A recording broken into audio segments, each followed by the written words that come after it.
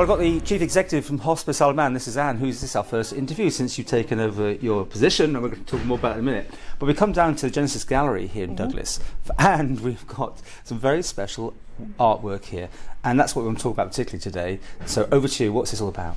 Well, this is artwork by Ian Alexander, and as you know, it's Rebecca House's 10th anniversary this year, and Ian Alexander has donated 2 fabulous prints for us to auction to raise funds for Rebecca House. So we have Elvis. And should we do the reveal? Yeah. This is great. I love this. It's like do the weather in the morning or something. It's like turn around. And and there's and we have the artist formerly known as Prince. I think he's back to Prince again. Yeah, well, But, very spectacular. I love that. I love that. So, fabulous. So it's a silent auction. It's a silent auction. You have to have your bids in by 5 p.m. on the 10th of November. But you can bid on the night of the ball. But we won't be disclosing who's put in the silent bids by, you know. So, but people who are coming on the night can bid. Okay. So tell us about the ball. The ball is to celebrate, we'll have an annual ball as Hospice, and it's to celebrate the 10th anniversary of Rebecca House. And we've got some special guests. The Governor's coming, and the Chief Minister's coming, and the President of Tynwald. And our very, very special guest is Svetlana Cameron, who is donating a portrait commission as our star prize, really. So that's for the auction too. And SMP are our main sponsors. I can't not mention who's sponsoring us there.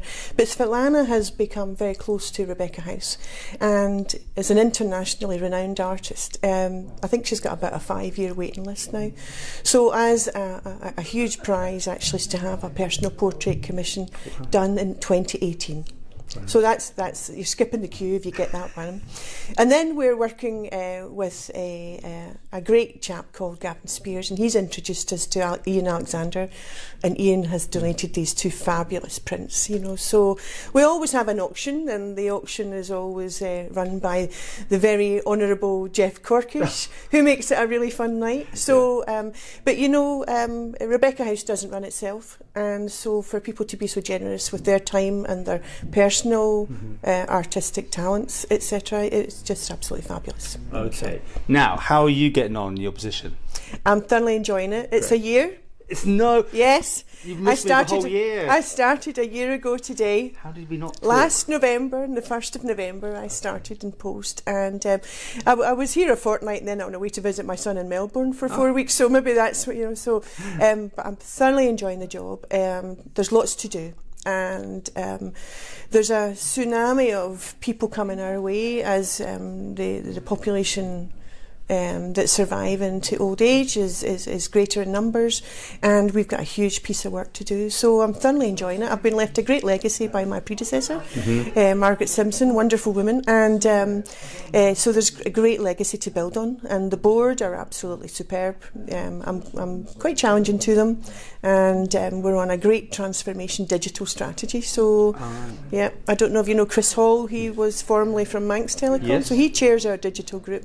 He's absolutely fabulous, you know. So the team that I've inherited are just wonderful, and there's lots of changes. Lots of people decided to make moves and get married and one thing and another. So the whole senior management team is really changing. So it's quite interesting at the moment. Okay. So and I think on the radio the advert says it's £300 a day. Is it to keep one person in a bed in hospice? Yeah, it's about just over £300 a day, and you know that doesn't come itself. We get £600,000 a year from the government, from the DHSC, which is very helpful because I can plan then. And then what I'm trying to work towards is being able to plan in the long term. You know, we're quite healthy at the moment, but you know that might not last forever. Right. So, and charities always fluctuate, so you have to plan for the future and start to look at funding that actually is guaranteed to come in. And we have a lot of people actually very interested in the work that I'm doing and very interested and want to come and talk to me to be able to support it. You know, a lot of grants and trusts and foundations. Right. Because we're in the business of having to, I think hospices in the past, and I think this is hospices worldwide, have relied on, and very rightly so, lots and lots of thank you letters and anecdotal stories. These days we're being asked to actually provide an awful lot of metrics and evidence as to just how good our work is. And so it's both. the stories are important, so we want to tell more of those stories and get people to tell the story of hospice for us. But we have to actually demonstrate that added value that we bring to be able to secure definitely more government funding in the future. And our benefactors, grants, trusts and foundations want to see what our added value is. So we're busy actually. I've appointed a part-time Director of Research and Development, Professor Sarah McGee, who lives on the island. And she's a public health professor and a health economist to help us to demonstrate our added value. Because everybody knows about the good work that we do, but turning that into metrics is the world that we have to live in now. And it's what, 85p for every pound is going into the actual hospice end. That fluctuates a wee bit, but we aim to, I mean, our financial governance is very, very solid, and 85 pence in the pound goes to clinical care. And I'd like to actually even demonstrate that even more, but you know, costs rise all the time. Sure. Building costs rise, which you know we're really very economic with how we manage hospice, but and we're, as I say, we're well governed financially. But that is really my personal target. Okay.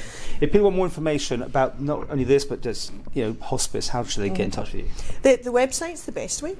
We're developing and building on our website. I think it was very good, but it was a wee bit non-interactive. So one of the things we're trying to do is make our website a wee bit more interactive, and you can get it's www.our Hospice Isle of Man, so it's on there. Hospice.org.im/auction. Yes, for the auction. Yes, so I think these, I'm not sure how the islands all work in their economies, but I know that certainly Jersey Hospice recently had the benefit of £30,000 from one of Ian's prints, because he auctioned a David Bowie print. It may well have coincided with the time of David Bowie's sad death, but it's so that's phenomenal that Ian is an artist that's well sought after.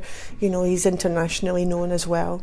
So these three auction lots, Svetlana with her pastel portrait commission, and Ian with these two that people can actually view before they. I believe people have been coming into the gallery to view it already. Come in, Genesis. We'll do one more twirl, shall we? Love this interaction. Yeah. So back from Prince, and here we go to Elvis again.